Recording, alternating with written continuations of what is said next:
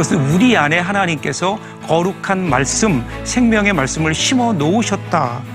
이것은 구체적인 이 말씀의 실천을 통해서 이루어지는 겁니다. 2장에 접어들면서 그 구체적인 모습들을 이야기하죠. 우리 안에 심어 놓으신 하나님의 말씀입니다. 결국은 하나님의 말씀을 따라 행하는 것, 그러면 어떻게 해요? 그러면 우리 차별을 뛰어넘을 수 있다라고 야고보는 그 치유체를 얘기하는 겁니다.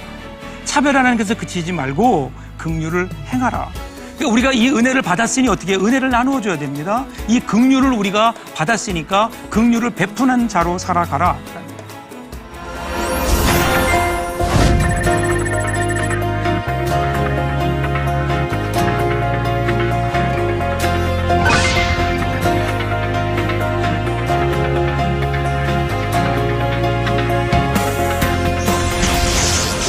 한 주간 동안 잘들 지내셨죠?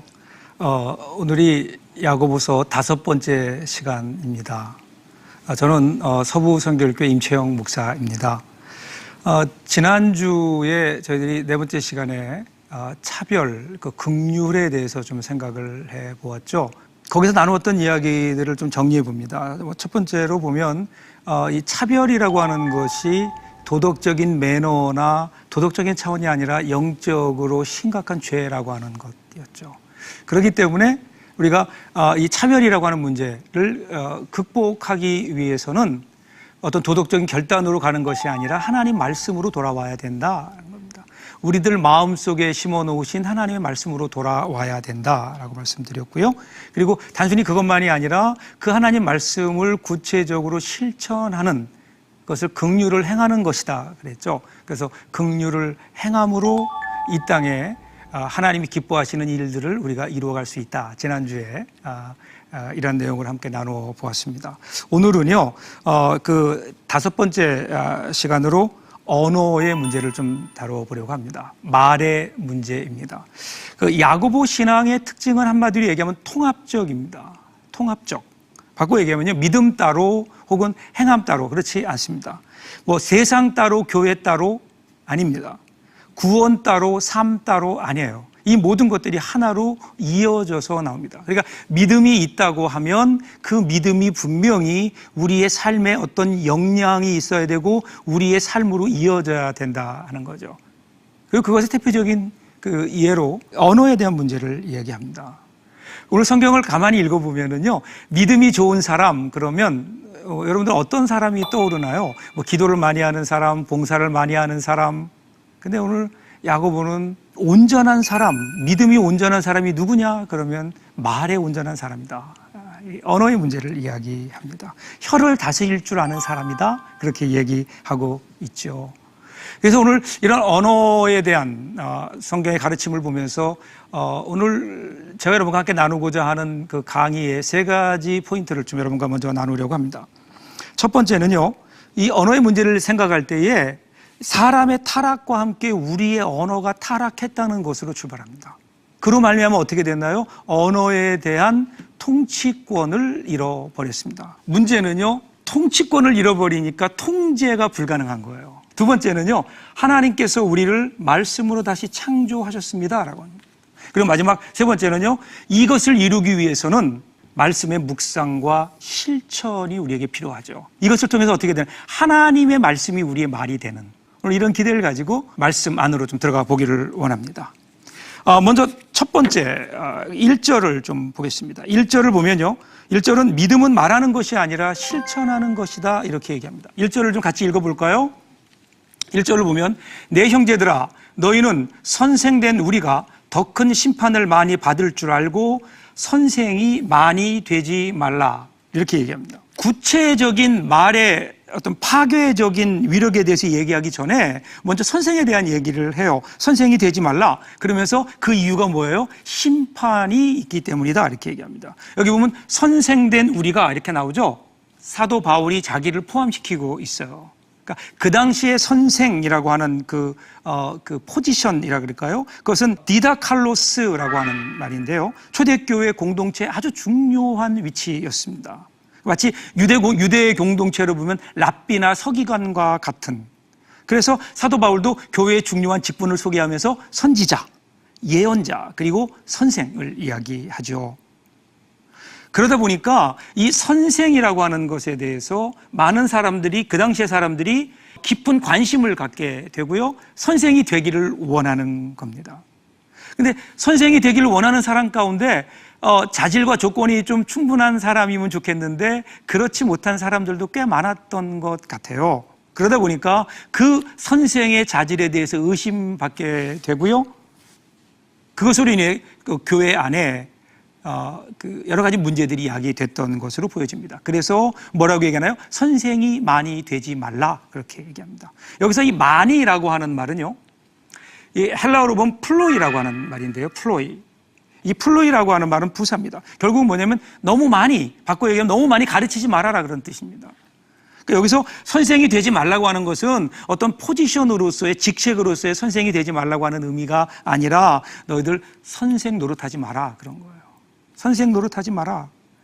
매사에 선생 노릇하려고 하는, 선생 노릇이 뭘까요? 남을 판단하고 남을 가르치려고 하는, 자기 의견을 지나치게 내세우고 다른 사람들의 일에 간섭하기를 좋아하는 일들, 이것이 선생 노릇이죠. 선생 노릇.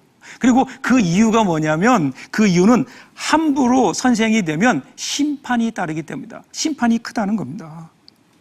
왜 그런가요? 여러분, 들은 것을 못 지키는 사람보다 가르치고도 지키지 못하는 사람들은 분명히 그 심판의 기준이 다를 거예요. 책임이 더 크기 때문일 겁니다. 그래서 구약성경 에스라 7장 10절에 보면 이런 말씀이 나오죠. 에스라가 여호와의 율법을 연구하여 준행하며 율례와 규례를 이스라엘에 가르치기로 결심하였더라, 이렇게 나옵니다. 여기 중요한 말이요, 준행하며입니다. 준행하며. 많은 경우에 여호와 율법을 연구해요. 그래서 뭔가를 깨달아요. 그러면 어떻게 하나요? 바로 가르쳐요.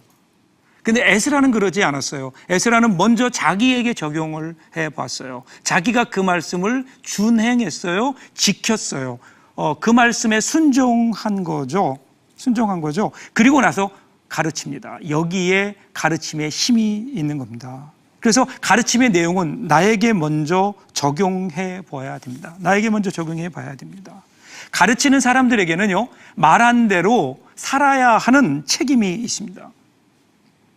문제는 가르치는 사람들의 말과 가르침의 내용과 그들의 삶 사이에 괴리가 있었다라는 겁니다. 가르치는 말을 행하지 않았던 거죠. 그러니까 문제는 어디 있는가 하면요, 잘못된 가르침이 아니에요. 행함이 없는 가르침이 문제였다는 겁니다. 그래서 성경은 이런 사람들을 가리켜서 거짓 교사, 이렇게 얘기합니다. 그래서 마태복음 7장을 보시면 거짓 선지자들을 삼가라, 마태복음 7장 15절에 나오는 말씀이죠. 이렇게 말씀하시면서 그 다음에 20절을 여러분 보시면요, 20절에는 이러므로 그들의 열매로 그들을 알리라, 이렇게 얘기합니다. 결국 말이라는 것은요, 단순한 언어가 아니라 삶으로 표현되어져야 합니다. 그래서 야고보는 말만 있는 믿음, 행함이 없는 믿음, 이런 믿음을 죽은 믿음, 그리고 분명한 것은요, 실천이 없는 말은 하나님의 심판의 대상이 된다고 하는 겁니다. 야고보는 왜 이렇게 말에 대해서 심각하게 다루고 있을까요?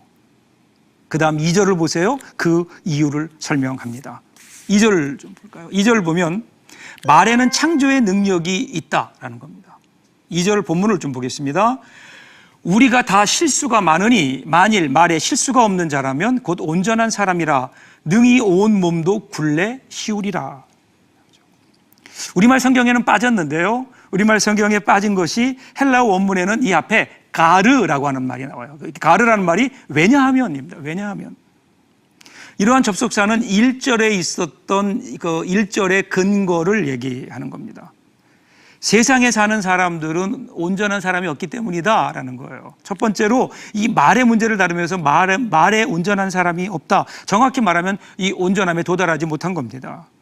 사도 바울이 얘기하기를 의인은 없나니 하나도 없다라고 얘기했고요, 모든 사람이 죄를 범하였음에 하나님의 영광에 이르지 못했다라고 얘기합니다. 결국 지금 사도 바울이 이야기하는 사람이 죄인 된 증거가 어디 있느냐? 우리의 말에 있다라는 겁니다. 말에 있다. 이것은 아주 대단히 중요한 그 선언입니다. 왜냐하면 그 당시의 철학, 예를 들면요, 스토아학과 스토이시즘에서는 인간의 이성이나 영혼이 중요하고, 그리고 이 인간의 이성과 영혼에서 나오는 결과를 말로 그렇게 이해를 했습니다. 그러니까 말은 별로 중요한 게 아니다, 그렇게 생각한 거죠. 진짜 중요한 것은 보이지 않는 인간의 영혼이다, 인간의 이성이다, 이렇게 이야기합니다. 그래서 말이라고 하는 것은 우리의 마음이 바뀌면, 인간의 이성이 제대로 서면, 그러면 우리 말은 자연히 바뀔 수 있다. 말은 어떤 부수적인 것으로 그렇게 이해했죠. 그런데 야고보는 그 당시에 이런 철학을 확 뒤집어 버리는 겁니다. 말이 중요합니다. 말이 중요해요. 왜 그런가 하면 이 말에는요, 엄청난 힘이 있기 때문에 그렇습니다. 언어 자체가 갖는 엄청난 힘. 자, 이어지는 3절을 보세요.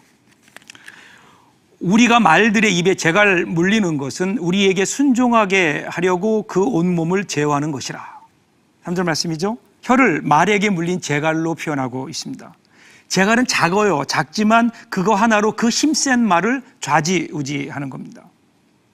그러니까 여러분, 말이라고 하는 것은 한번 내뱉으면 끝나는 게 아니에요. 마치 재갈과 같이 그 말을 내뱉으면 그 말을 한 사람의 그 목을 쥐어요. 목을 쥐고 이리저리 끌고 다니는 겁니다. 마치 작은 재갈이 말을 이리저리 끌고 다니는 것과 같아요. 그래서 말은요, 우리의 삶을 바꾸어가는 예언적 능력이 있습니다. 말을 조심해야 됩니다. 우리 입에서 말이 나가면, 그러면 그 말씀은 내 안에서 하나님의 능력을 발휘하는 영적인 힘이 될 수 있기 때문에, 그래서 이 우주 가운데 가장 강한 것, 큰 에너지를 갖고 있는 것이 바로 말이다, 이렇게 오늘 야고보는 이야기합니다. 이어지는 4절도 보세요. 또 배를 보라, 그렇게 크고 광풍에 밀려가는 것들을 지극히 작은 키로서 사공의 뜻대로 운행하나니. 4절 보면요, 배에 달린 키로 얘기합니다. 바다에 광풍이 불면 배가 위험하죠. 배가 여러저리 흔들립니다. 그때 그 배가 나갈 방향을 바로 잡는 것, 그것이 키입니다. 작은 키지만 그것이 배의 운명을 결정하게 되죠. 말이 우리 인생의 방향을 결정하게 됩니다. 여러분, 구약의 민수기를 보세요. 광야 40년 이스라엘 백성들이 지나가면서 너무 살기 힘드니까 얼마나 많이 불평했는지 몰라요. 못 살겠다, 배고파서 죽겠다, 힘들어서 죽겠다, 더워서 죽겠다. 자, 그런데 하나님께서 진노하셔서 뭐라 그런지 아세요? 내가 내 귀에, 너희 말이 내 귀에 들리는 대로 내가 해주겠다. 못 살겠다, 죽겠다, 이것이 우리가 그저 무심코 내뱉은 말이지만 그것이 하나님의 귀에 들린다라는 겁니다. 이것이 말의 능력입니다. 그래서 말에는요, 창조의 능력이 있습니다. 엄청난 능력이 있습니다. 계속해서 5절을 보세요. 5절 보면요, 인간이 타락하면서 말도 타락하게 되었다라는 것을 설명합니다. 5절 볼까요? 이와 같이 혀도 작은 지체로 돼 큰 것을 자랑하도다. 보라, 얼마나 작은 불이 얼마나 많은 나무를 태우는가. 이제 앞에 있는 3절, 4절에서는요, 어떤 말의 어떤 능력, 어떤 중립적인 입장에서 말의 에너지를 얘기한 반면에 5절에 들어오면서는요, 좀 더 부정적인 파괴력으로 옮겨갑니다. 얼마나 작은 불이 얼마나 많은 나무를 태우는가. 여러분, 작은 불꽃 하나가 사실은 숲을 전체를 다 태울 수 있잖아요.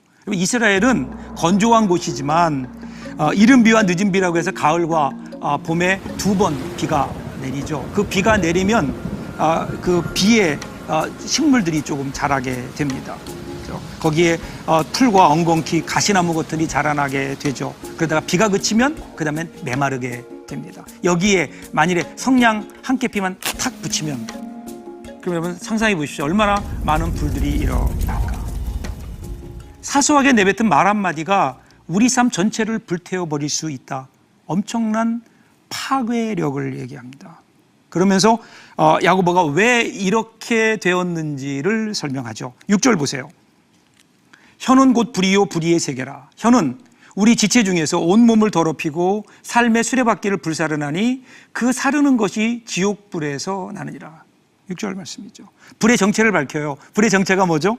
불의의 세계. 이 불의의 세계는 하나님이 창조하셨던 그 세계가 아니라 타락한 세계. 왜 타락하게 되었나요? 하나님께서 온 우주를 창조하실 때 어떻게 창조하셨죠? 말씀으로 창조하셨어요. 말씀으로 창조하셨죠. 그런데 그 중에 사람만 달라요. 사람은 흙으로 빚으시고 거기에 하나님의 생기를 불어넣으시니까 생명이 되었다. 그렇게 창조하셨죠. 하나님과 교제하는 하나님의 파트너로 창조하신 후에 에덴 동산에 살게 하셨습니다. 그리고 그들에게 모든 걸 다 주셨어요. 너희 마음대로 해라. 그런데 그 중에 한 가지만 금하셨죠. 하나님 말씀을 주셨어요. 그 말씀이 뭐죠? 선악과는 먹지 말아라 라는 말씀입니다. 근데 어느 날 사탄이 와서 거짓말을 하죠. 사탄의 말, 거짓말 와서 먹어도 된다. 여기에 넘어가죠. 이 말에 넘어가서 아담과 이브가 선악과를 따먹고 타락하게 됩니다. 사탄의 말이 사람의 안에 들어오게 되니까 그때부터 사람이 타락하게 되고, 사람만 타락하나요? 그 타락의 결과로 언어가 타락하게 되는 겁니다. 말이 바뀌게 되는 거죠. 이러한 말은 어디서 오는 거라고요? 지옥불에서 오는 거라고 합니다. 그러니까 우리가 우리 말을 제어하지 못하는 거예요. 왜냐하면 이 말의 근원이 나에게서 오는 것이 아니라 마귀에게서 오는 것이기 때문에, 사탄에서 오는 것이기 때문에, 지옥에서 오는 것이기 때문에 타락과 함께 말에 대한 통치권을 잃어버렸습니다. 그러니까 오늘 우리의 언어가 온전하지 못한 이유는, 우리가 우리 말을 조절하지 못하는 이유는, 내가 내 마음대로 나의 혀를 조절하지 못하는 이유는요, 우리가 타락했기 때문입니다. 타락 이전에 우리의 말은 온전했어요. 아담이요, 이브를 처음 데려왔을 때 뭐라고 얘기하죠? 이는 내 살 중에 살이요 뼈 중에 뼈로다, 이렇게 고백합니다. 그런데 타락한 이후에 그 같은 여인인 자기 아내 하와를 향하여 뭐라고 얘기하나요? 저 여자 때문에 제가 타락했습니다. 타락과 함께 우리의 말이 타락한 겁니다.